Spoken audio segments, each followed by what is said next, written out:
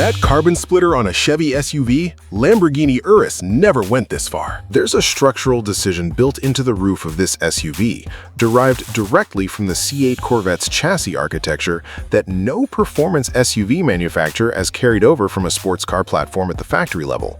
Not Lamborghini, not Porsche. We get there by the end. Is $125,000 worth it against a Lamborghini Urus? My answer depends entirely on whether you're buying this for the lap time or for what happens when you pull up somewhere in it. Those are genuinely different purchases. Here's what we're covering: the exterior engineering, the cabin execution, and the powertrain case. And this SUV has a backstory. It did not start in a standard Chevrolet product planning cycle. Every eye goes straight to the carbon splitter and quad exhaust exits. That is not the engineering point. The point is that dry carbon fiber instrument cluster hood, the structural visor sitting over the gauge display. In the C8 Corvette, that hood is a load-bearing element that reduces instrument cluster vibration at high G cornering. It's been carried directly into this SUV's cabin architecture unchanged. In the Lamborghini Urus, the equivalent piece is hard plastic. At $200,000, Lamborghini uses plastic, where this $125,000 SUV uses dry carbon. Speculative tech number 1, structural carbon cluster visor. The dry weave carbon hood bonds to the instrument panel's aluminum subframe, rather than floating as a trim piece. The engineering logic transfers lateral load away from the display mounting points during hard cornering. This closes the display flex gap that causes pixel damage on high-performance SUVs after sustained track use. What's inside explains why that carbon visor exists in the first place. That diamond quilted leather on the door panels, black with red contrast stitching, matched exactly to the seat bolster pattern, is the same specification Bentley uses in the Bentega's sport interior. On a $125,000 American performance SUV, that's the correct material tier. 3 sentences? Done. The full-width curved display, gauge cluster and infotainment in one sweeping panel without a physical brake is the correct call here. A driver in sport mode needs consistent visual sightlines without the eye focus shift between 2 separate screens. The Lamborghini Urus still runs 2 independent units with a visible gap between them. Speculative tech 2, adaptive display priority. In track mode, the gauge cluster expands to 60% of the display width, and infotainment collapses to a sidebar. The reasoning ties screen real estate to driver input. The more aggressive the mode, the more information serves the driver. It eliminates the visual attention split that every dual-screen setup forces under hard acceleration. Here's what misses: rear headroom. The coupe roofline looks spectacular, but passengers above 6 feet will feel it on longer trips. The Porsche Cayenne Coupe manages the same roofline with 15 millimeters more rear headroom through a higher glass house. That engineering call matters for a vehicle sold as a daily driver. The exterior section is where the competitive brief becomes unavoidable. This Grand Sport X reportedly came out of GM's direct response to Lamborghini's 2023 US sales record. The year Urus outsold every other Lamborghini model combined and proved the $250,000 performance SUV buyer existed at scale. The exterior is where that brief gets settled. Front to rear. The carbon fiber front splitter with integrated canard winglets generates measurable downforce at highway speed. This is not decorative. The Corvette crossed flag emblem sits at the leading edge of the hood, one of the few exterior elements that communicates brand without a grille stamp. The wide-body fenders are smooth and bodywork integrated, not bolt-on flares. Continuous surface from bumper to rear quarter. Dark gray multi-spoke Y-pattern wheels sized around 22 inches keep visual mass consistent with the wide-body stance.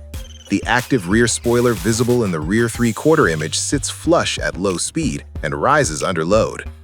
Rear. Corvette lettering across the tailgate, full-width LED taillights, carbon fiber diffuser with quad exhaust exits in 2 pairs, center-biased exit geometry, not decorative corners. This design holds long-term because the aero elements, splitter, canards, diffuser, active wing, are all functional, not cosmetic additions bolted to a standard body. Now, the numbers behind the stance. Engine, 5.5-liter flat-plane V8 hybrid, estimated 700 horsepower combined, estimated 590 pound-feet of torque, 8-speed dual clutch, all-wheel drive standard. In real operating conditions, that flat-plane V8 revs to 8,500 RPM No turbocharged performance SUV in this segment touches that figure. Speculative tech number 3, hybrid torque fill. The electric motor delivers 150 pound-feet instantly at 0 RPM to fill the gap before the flat-plane V8 reaches its power band above 4,000 RPM. The competitor gap it closes? The Lamborghini Urus S's twin-turbo V8 produces noticeable turbo lag under 3,000 RPM from a standing launch, the single moment performance SUV buyers feel most. It eliminates the 0.4-second torque hole that separates a good launch from a great one. Lamborghini Urus S, stronger brand exclusivity and a more emotionally involving exhaust note, but $125,000 more expensive for less measurable performance. Porsche Cayenne Turbo GT, better rear seat packaging and a more refined daily ride, but its turbocharged engine can't match this rev ceiling. Engineering case complete. Financial case is next. Now, here's what I actually think, completely straightforward.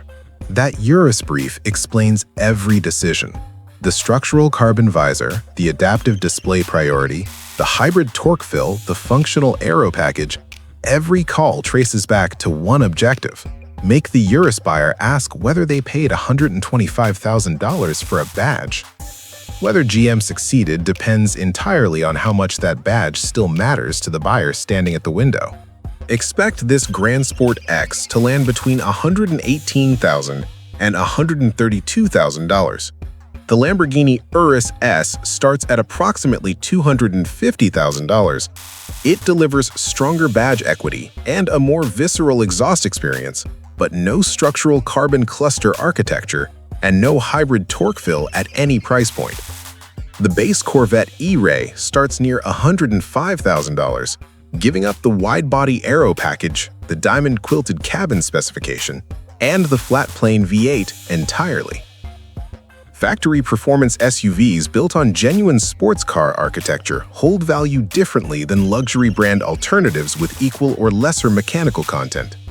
The structural carbon elements and the flat-plane hybrid system cannot be replicated aftermarket. This hardware stays factory exclusive for the life of the vehicle.